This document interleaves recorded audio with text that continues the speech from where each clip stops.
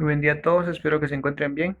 El día de hoy voy a explicarles la continuación del tema ángulo de referencia, solo que ahora vamos a encontrar las razones trigonométricas por medio del ángulo de referencia. Entonces acá lo que vamos a realizar es lo siguiente. Lo primero que yo voy a hacer es determinar el ángulo de referencia. Acá me piden en el ejemplo haya el seno de 230. Entonces yo voy a encontrar cuál es el ángulo de referencia.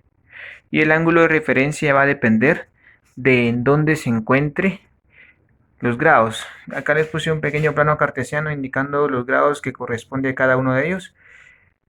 Si el ángulo que me están indicando ahí se encuentra entre 0 y 90, el ángulo de referencia es igual al ángulo que me indican en el problema.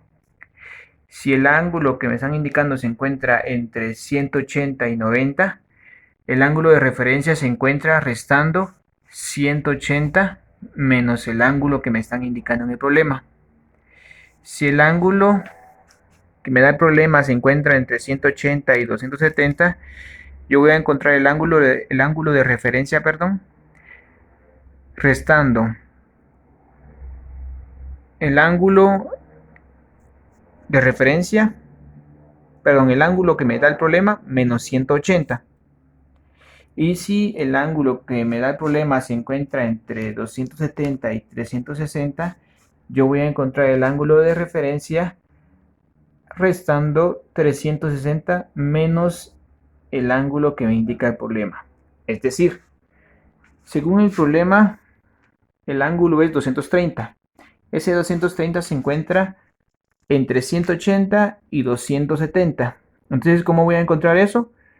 Como se encuentra en el tercer cuadrante, recuerden que este es el cuadrante 1, cuadrante 2, cuadrante 3 y cuadrante 4.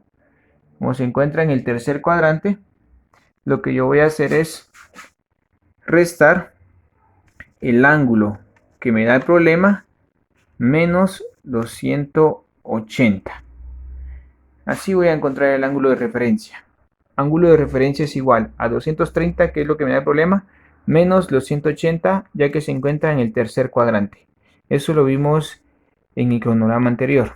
Ahora, quedaría ángulo de referencia es igual a 230 menos 180, que sería 50. Cuando determine el ángulo de referencia, ya solo voy a determinar su función. Entonces, en su calculadora van a escribir ustedes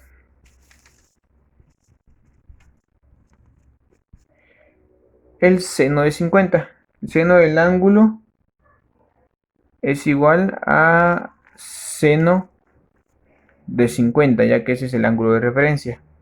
Por lo tanto, el seno del ángulo es igual, seno de 50, lo ingresan en su calculadora, les daría 0.766 y más decimales, pero no vamos a quedar solo con esos 3 decimales. Ahora, ya determinado este ángulo, esta función, lo único que me queda es determinar su signo. Y para determinar su signo lo vamos a hacer por medio de la tabla que les envié en 2 clases anteriores. Si no tienen esa tabla, si no recuerdan cuál es, se las voy a mostrar. Esta es la tabla que vamos a utilizar para determinar los signos. Recuerden que el ángulo que me da el problema estaba en el tercer cuadrante, ya que es 230, y trabajamos con la función seno. Entonces la función seno en el tercer cuadrante es función seno en el tercer cuadrante es esta de acá, y ese signo es negativo. Por lo tanto, mi resultado va a quedar negativo. Queda negativo. Y ahí tenemos determinada la función. Espero que hayan comprendido. Les voy a mostrar la tabla nuevamente para que puedan verlo bien.